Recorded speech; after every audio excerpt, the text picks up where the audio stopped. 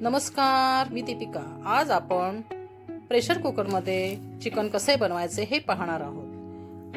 चिकनचे पहिले मॅरिनेशन. यात चिकन स्वच्छ धुवून घ्यावे, त्यात लिंबू, हळद, मीठ लावून त्याला साईडला ठेवावे. हे झाले फर्स्ट मॅरिनेशन. नंतर सेकंड मॅरिनेशनमध्ये एका बाउलमध्ये 2 चमचे तेल, काश्मीरी लाल मिरची, चाट मसाला, आमचूर पावडर, मालवणी मसाला, हळद, 1 वाटी दही, धना जिरा पावडर, थोडी कोथिंबीर, कसुरी मेथी हे सर्व मिश्रण मिक्स करून घ्यायचे आणि मॅरिनेट केलेले चिकन त्यात टाकायचे आणि हे सर्व मिश्रण मॅरिनेट केलेले चिकन आपण 1 तास फ्रीजमध्ये ठेवावे. तोपर्यंत चिकनची बेसची तयारी. त्यासाठी 4 कांदे, 3 टोमॅटो, काजू, मीठ, हळद हे सगळं आपल्याला एका कढईमध्ये फ्राय करून घ्यायचे आहे.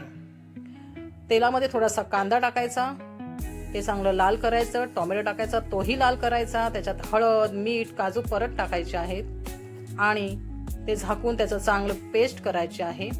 ही पेस्ट आपल्याला नंतर कढईत ओतायची आहे. त्याप्रथम कढईमध्ये आपल्याला तेल टाकून त्यात खडे मसाले टाकून त्यात थोडीशी जिंजर गार्लिक पेस्ट टाकायची आहे आणि ते वाटलेले मिश्रण आपल्याला त्या कढईत टाकायचे आहे आणि मॅरिनेट केलेले चिकन त्यात आपल्याला ओतायचे आहे.